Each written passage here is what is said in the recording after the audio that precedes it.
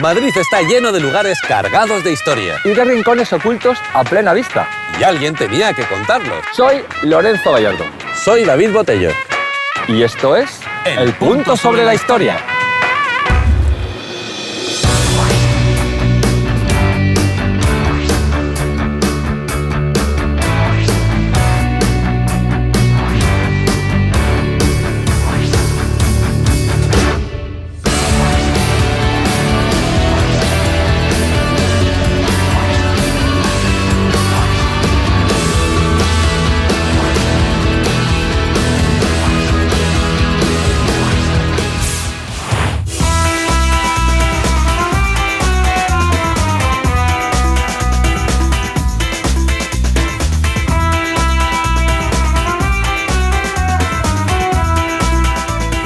Si algo conocemos bien los madrileños que circulamos por la M30 es este puente, el Puente de Ventas.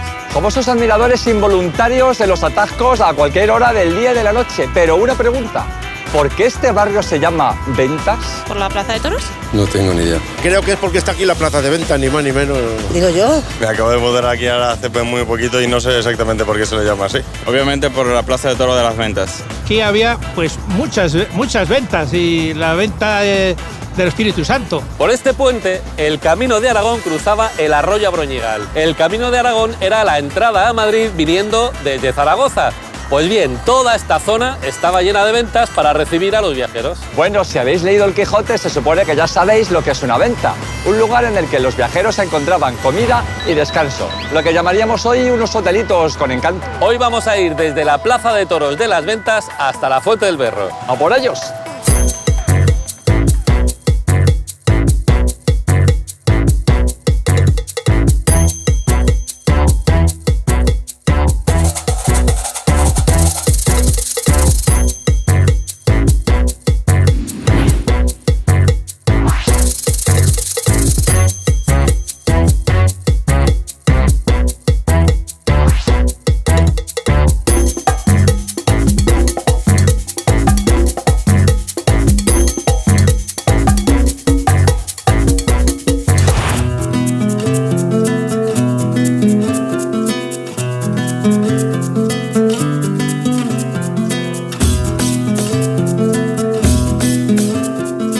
Esta es sin duda la Catedral del Toreo, la Plaza de Toros de las Ventas, pero no siempre estuvo aquí. En tiempos de Carlos III, Ventura Rodríguez levantó la primera Plaza de Toros de Madrid un poquito más arriba, en la calle de Alcalá. Hasta ese momento las corridas de toros se celebraban en la Plaza Mayor, que era una especie de caja mágica de la época, que allí los mismos te celebraban una corrida de toros, que una verbena, que unas ejecuciones. A medida que la ciudad fue creciendo, se dieron cuenta de que o cambiaban la plaza de sitio o le sacaban un bonobús a los morlacos. Así que se le llamaron donde hoy está el Palacio de los Deportes, y desde allí definitivamente se la trajeron aquí. Esta se levantó en 1929 y desde entonces por aquí ha pasado lo más granado. Belmonte, Marcial eres el más grande, el Litri, Curro Romero, José Tomás, todos. Hasta el punto de que si eres torero y no has toreado aquí, ni eres torero ni eres nada. ¿La historia es un punto? El punto sobre la historia.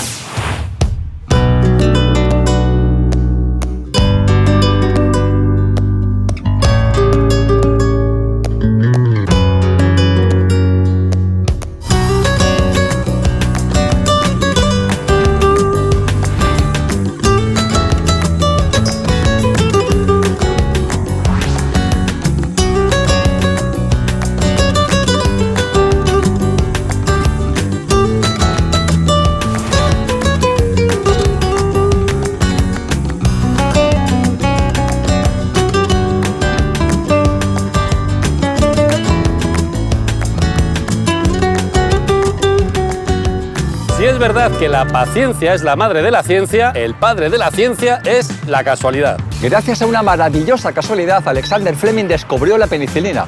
Claro que hay un millón de versiones de contar esta historia. Investigad, investigad. En lo que todo el mundo coincide es que Fleming estuvo muy atento y convirtió esa casualidad en ciencia. Gracias a la penicilina de Fleming, millones de personas seguimos hoy vivitas y algunas hasta coleando. Fleming renunció a cobrar ni un solo real por la patente de la penicilina, porque quería que todo el mundo se beneficiase de su descubrimiento. Los toreros quisieron rendirle un homenaje y le levantaron un monumento aquí, junto a la Plaza de Toros. Antes de la penicilina, los toreros morían por las cornadas, pero sobre todo por cualquier infección que les provocaban las heridas que les hacía el toro. Un buen día, Alexander Fleming vino a dar una conferencia a Madrid. Tuvo un recibimiento tan caluroso que el hombre se emocionó. En ese momento hizo una bola con los papeles donde tenía el discurso, los tiró a una papelera y encestó. La cosa fue más o menos así. Señoras y señores, David Botello como Alexander Fleming. Me estoy emocionando.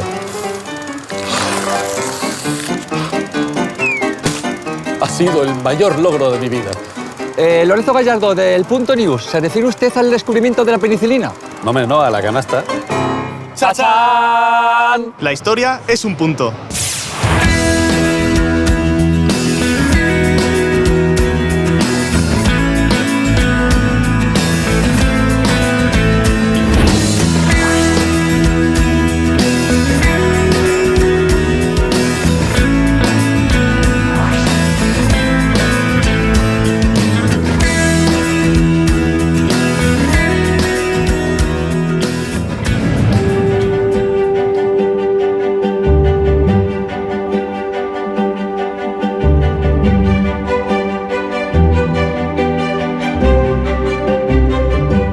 Esto es de lo poco que queda de la colonia del Madrid moderno. No podemos decir que sea un paraíso terrenal, pero podemos asegurar que es el más europeo de los barrios de Madrid.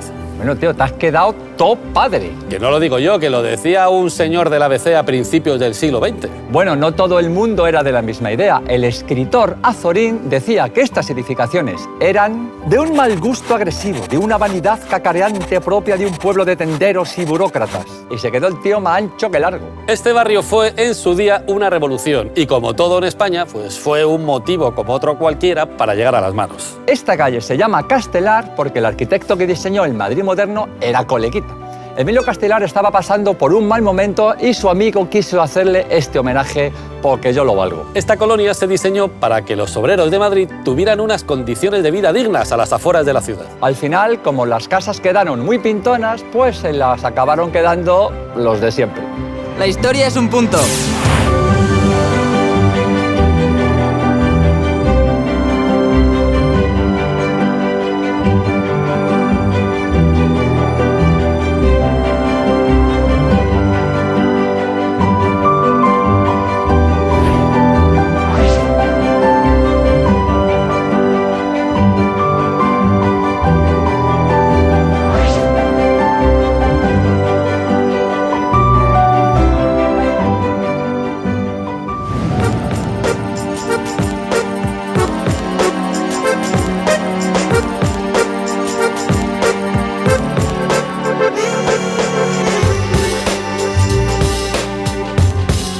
Eva Duarte de Perón, más conocida como Evita o Eva Perón, visitó España en la llamada Gira del Arco Iris.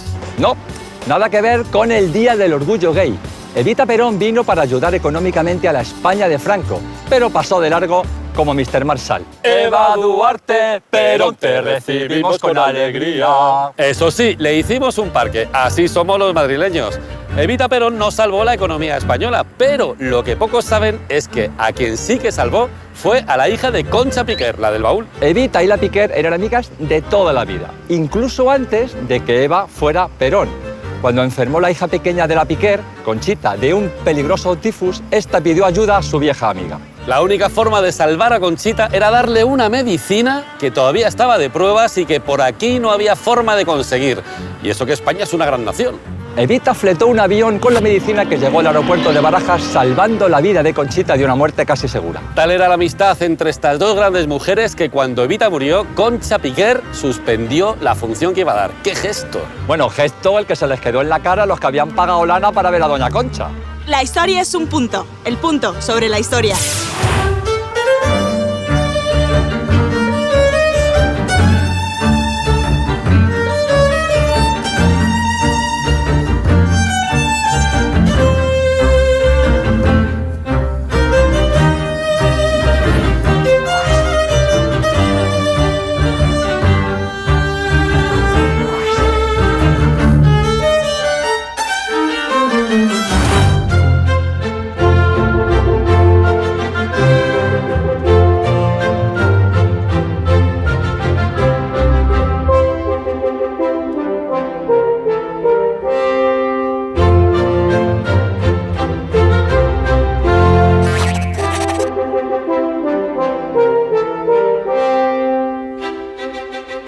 Estamos en la plaza de Manuel Becerra. Estamos aquí para conocer a un personaje madridado que poca gente conoce, aunque a todo el mundo le sonará el nombre. Esta plaza no se ha llamado así siempre, sino que antes se llamó Plaza de la Alegría. Resulta que aquí, como los madrileños somos bastante cachondos, ya sabéis, siempre estamos haciendo gracejos, le pusieron Plaza de la Alegría porque es una zona de paso de los cortejos fúnebres para la Almudena. Entonces, un poco irónicamente le llamaban Plaza de la Alegría. Aquí detrás de la iglesia de Nuestra Señora de Covadonga, en lo que es el Parque de Vaperón hoy en día, era la Quinta de Nogueras y era un sitio, según dice Répide, donde había muchos desafíos y donde había trifulcas de este estilo. Manuel Becerra, pues es un personaje típico del siglo XIX, es decir, que se metía en todos los fregados de los muchos que hubo en este siglo. Era un político de origen gallego, además era muy llamativo porque conservó el acentazo gallego durante toda su vida y por lo visto llamaba mucho la atención por eso. Y bueno, pues era un señor de ideas liberales, pero que consiguió ser ministro de Fomento y de Ultramar, tanto en el reinado de Amadeo I, en la Primera República, en el reinado de Alfonso XII, en la regencia de María Cristina. O sea, el hombre, digamos que era de ideas liberales y avanzadas y tal, pero no le hacía ascos a ningún ministerio, ¿no? Este señor, que era de origen muy humilde, medró por sus propios medios porque se ve que era un hombre inteligente. Era matemático, practicaba la esgrima, fue el que impulsó la asignatura de gimnasia, la típica asignatura que hoy todo el mundo practica. Y además el tío, por lo visto, escribió varios tratados sobre el tema, o sea, era un entendido. Sabéis que Benito Pérez Galdós lo mete como personaje en Fortunata y Jacinta también. Si leemos Fortunata y Jacinta nos va a salir por ahí Manuel Becerra. También era masón, era el gran maestre del Gran Oriente de España, no era un masón cualquiera. Creó, por ejemplo, la Casa de la Moneda, que está además haciendo esquina con O'Donnell, que era su enemigo acérrimo, y ahí le han puesto la Casa de la Moneda al lado de la calle de O'Donnell. Luchó por la abolición de la esclavitud en América y por las libertades en general. De hecho, cuando murió, la gente lo aclamaba como defensor de la democracia y de las libertades. Yo creo que merece recordarlo. Siempre pasamos por esta plaza, pues vamos a saber quién es Manuel Becerra. La historia es un punto.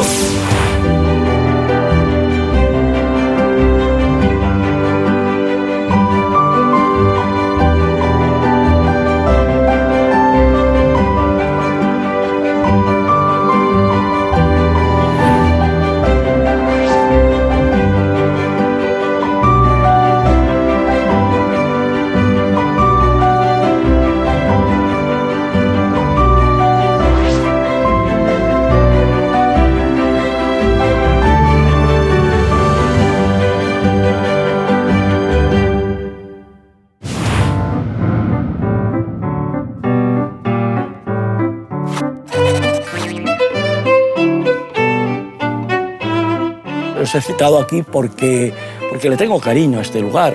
Esta fuente se decía que tenía poderes curativos. Bueno, fíjate si será así, que venían aquí nada menos que Carlos V y Felipe II, porque parece que podía ser curativo para la gota. En 1630, Felipe IV adquirió esta finca por un precio de 32.000 ducados. En 1640 la utiliza para alojar y luego se la donó a los monjes que habían expulsado del monasterio de Montserrat, a través de que hubo un problema de un alzamiento del independentismo catalán. María Luisa de Orleans ordenó que toda el agua que consumiera ella procediera de aquí. Pensaba que estas aguas eran afrodisíacas. Entonces había un aguador y un ayudante que todos los días llevaban el agua que consumían a palacio para ver si el rey Carlos II se animaba y tenía hijos con ella.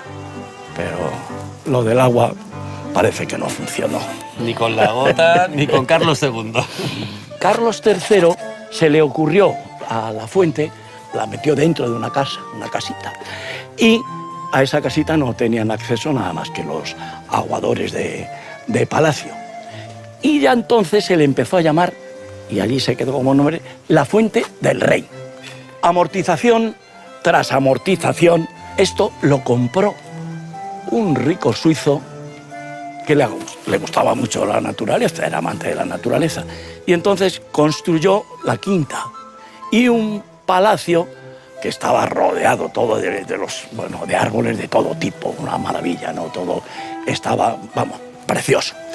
Entonces ya es cuando se empezó a llamar esto la quinta de la Fuente del Berro. Bueno, María Cristina me quiere gobernar.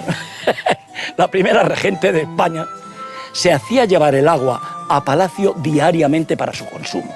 Durante la década de los 20 y la de los 30, la verdad que la finca, la quinta, tuvo un realce, una brillantez, un lujo, porque perteneció a unos señores, un matrimonio holandés. El nombre era Van Eggen. En 1948 lo compró el Ayuntamiento de Madrid esto, por 6.700.000 pesetas. Era un dinero. De la época. Sí, es un dinero. Yo no ganaba eso en el 48. Sí. Y esto lo empezó a llevar Cecilio Rodríguez. Cecilio Rodríguez tiene una estatua en el Retiro porque fue jardinero mayor del ayuntamiento. Fue también el fundador de la Rosaleda del Retiro. Era un hombre muy importante dentro de la jardinería. La vez que ya la habían rebozado y la verdad que la finca estaba muy bien, la abrieron en el año 54. Los madrileños ya empezamos a venir aquí, yo era un chaval todavía y vine aquí. Actualmente, bueno, lo que es la fuente primitiva no existe. Y el arroyo está enterrado debajo de la M30. Este sitio, pues vengo yo mucho, tiene estas sombritas dentro de este calor y tal, y se está muy a gusto. La verdad que es muy bonita. El punto sobre la historia.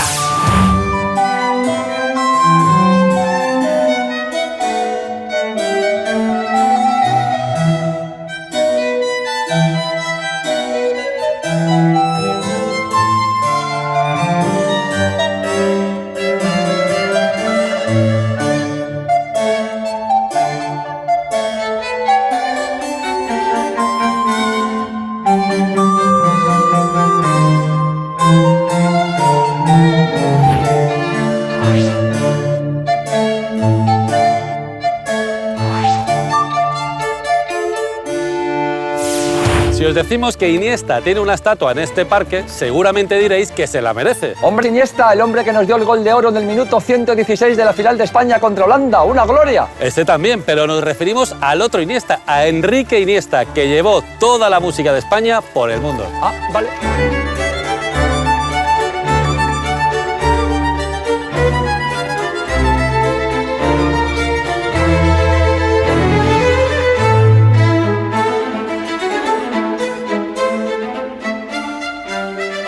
Enrique Iniesta era un virtuoso y maestro de virtuosos.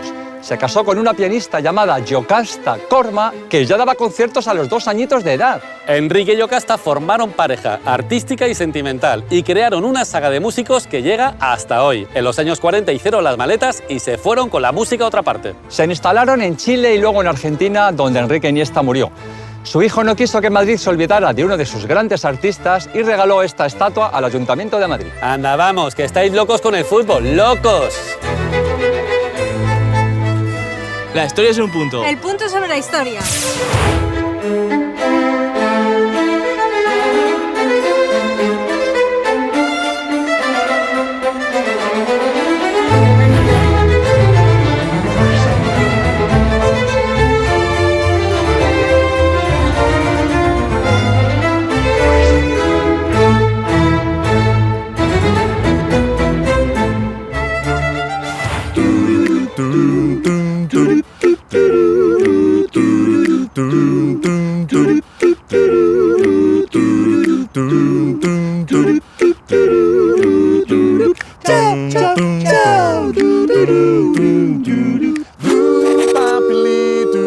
Cuéntame cómo es la historia, porque la historia punto es. Cuéntame cómo es la historia, porque la historia punto es.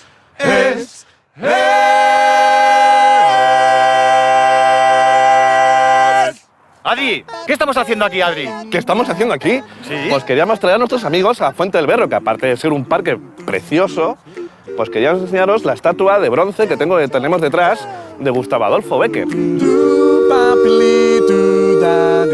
Y el escultor fue Santiago de Santiago. e inauguró esta preciosa obra el 8 de octubre de 1974, a la que fue el alcalde de Madrid entonces y la sobrina nieta del poeta. Santiago de Santiago, qué egocéntrico, ¿no? Sí. Era Santiago Bis. Era Santiago Bis. ¡Hola! ¡Pam, pam, baram, baram, baram! Esta escultura que vemos está basada en la obra más conocida de Gustavo Adolfo Bécquer, que es Rimas y leyendas, su obra magna. Concretamente, en la leyenda de los ojos verdes. Una preciosa leyenda. Ahí se puede ver también a Gustavo Adolfo Bécquer con las manos atrás, paseando, como pasean muchos hombres melancólicos buscando el amor perdido, ¿verdad?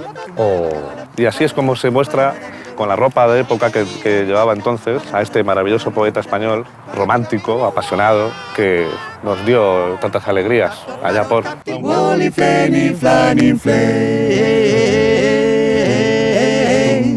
Qué tiempos aquellos, en los que había amor. Había amor, no sí. ahora que... Bueno, también hay amor. Yo me he dado una vuelta por detrás de la estatua y tiene una raqueta de tenis, ¿eh? No, es una guitarra. ¿Ah, sí? Pero ¿Una no es... guitarra de tenis? Sí, sí, hay una guitarra de bronce. De su hermano Boris Becker. Exacto. Claro, que era el tenista. O sea, ¿que es una guitarra o es una raqueta de tenis? Igual son familia. Y también tenían una pistolilla de esta de... Black and Becker. ¡Ah! Ahora todo cuadra, tío. Era un poeta incisivo. Los famosos hermanos Becker. ¡Pin! ¡Copón! La historia es un punto. El punto sobre la historia.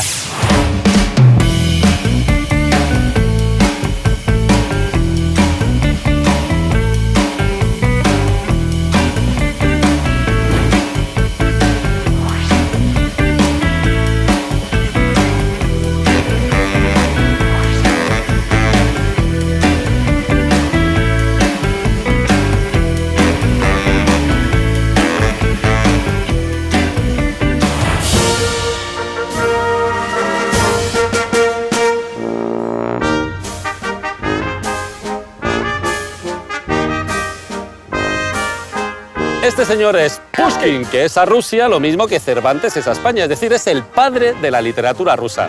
Dostoyevsky, Tolstoy, Chekhov se criaron a sus pechos. En Rusia solo se escribía francés hasta que llegó Pushkin, que llegó y como buen ruso dijo, donde se ponga un da, que se quite un wi. Pushkin, ¿quién se le ocurre? Escribió una oda a la libertad. La policía zarista le acusó de subversivo y le exiliaron con todo su romanticismo. Allí se dio cuenta de las duras condiciones de vida del campesinado ruso y empezó a coquetear con el realismo. Porque claro, no hay nada como que te exilien para poner los pies en el suelo. Se harta del exilio y le pide amistad por el Facebook de la época al zar Nicolás I, que le acepta y le pone una única condición para perdonarle, que le deje ser el único censor de sus escritos. Y así nace Zarsor, el zar censor, una especie de supervillano que controla todo lo que escribe Pushkin. Nuestro amigo poeta se reinserta y dice, me caso, pero no se casa con cualquiera, no, se casa con el pibón más grande de Rusia. Y en lugar de sentar la cabeza, la levantó. Como buen romántico, le gustan las mujeres y las peleas más que un tonto una tiza. Llegó a batirse en 21 duelos. Y yo que por no batir no bato ni los huevos por la tortilla. Parece que le empujaron a su último duelo. Alguien hizo correr el rumor de que la Pushkina se había liado con un oficial franchute. Y claro, Pushkin perdió los papeles, entró como un Miura, le lanzó el guante al francés y perdió la vida en el duelo. Y 200 años después seguimos sin encontrarla. Este ha sido nuestro pequeño y sentido homenaje al gran Pushkin. La historia es un punto. El punto sobre la historia.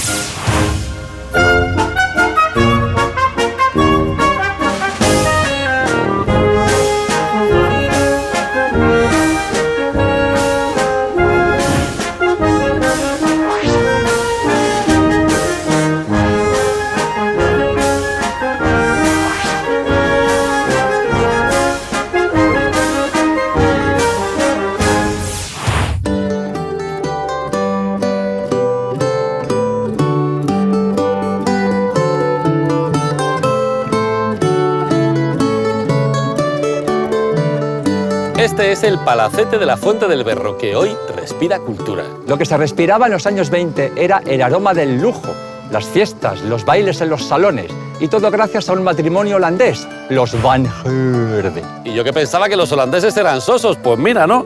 Este matrimonio reformó el palacete y lo convirtió en el centro social de la aristocracia y el famoseo. No había cotilleo que no saliese de aquí.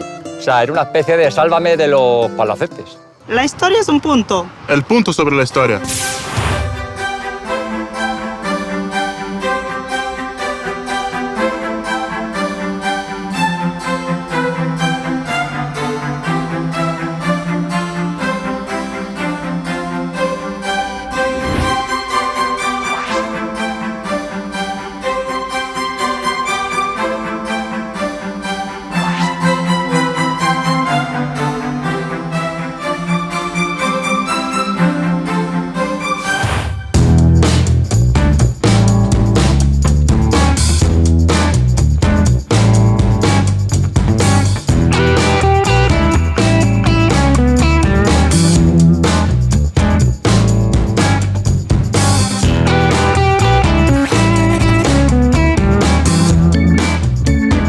Bueno, entonces, ¿qué hacemos aquí? ¿Qué hacemos aquí? O sea, después de lo que te he contado, me dice que qué hacemos aquí.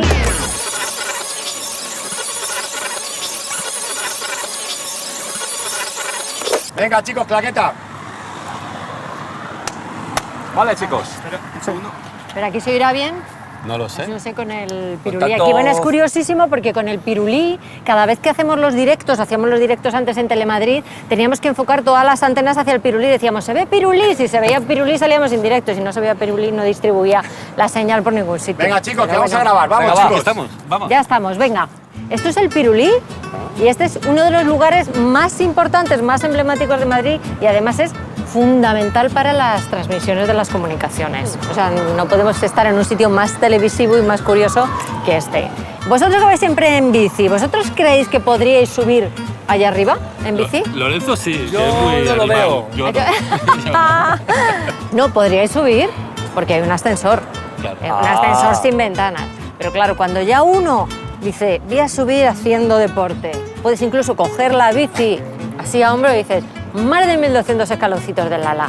Uno detrás de otro. Oye, no está mal, ¿no? No, no está mal. Fue, curiosamente, 6 días antes del 23F cuando se empezó a construir. Ah, o sea que se empezó en el 81, claro. Claro, ¿os acordáis de Naranjito? Hombre. Sí, bueno, pues Naranjito junto con el pirulí fueron, digamos, los dos iconos de esos mundiales de fútbol de 1982 que se celebró aquí en España.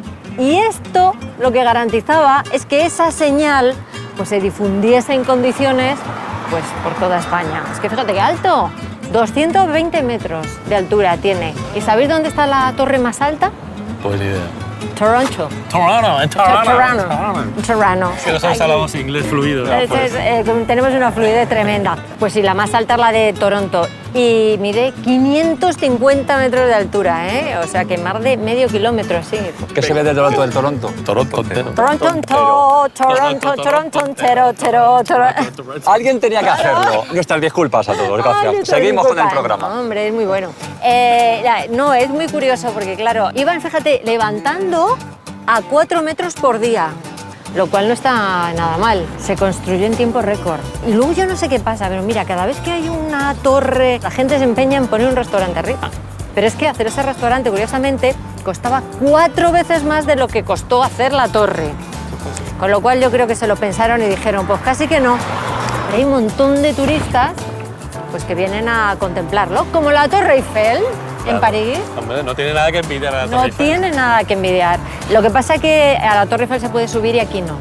Primero porque ya es un lugar de trabajo para Televisión Española y segundo porque tiene unas medidas de seguridad importantes. ¿Por qué? Porque la información es fundamental. Me va a salir la vena periodística. Si no hay información, no hay democracia. Claro. Pues esto yo creo que ya no da para más, así que nos vamos a despedir, ¿no? Si les gusta a ustedes la historia y Madrid, qué mejor que ver la próxima ruta del punto sobre la historia. ¿Dónde? Aquí, En Telemadrid. Aguantar. Perfecto. La historia es un punto, el punto sobre la historia.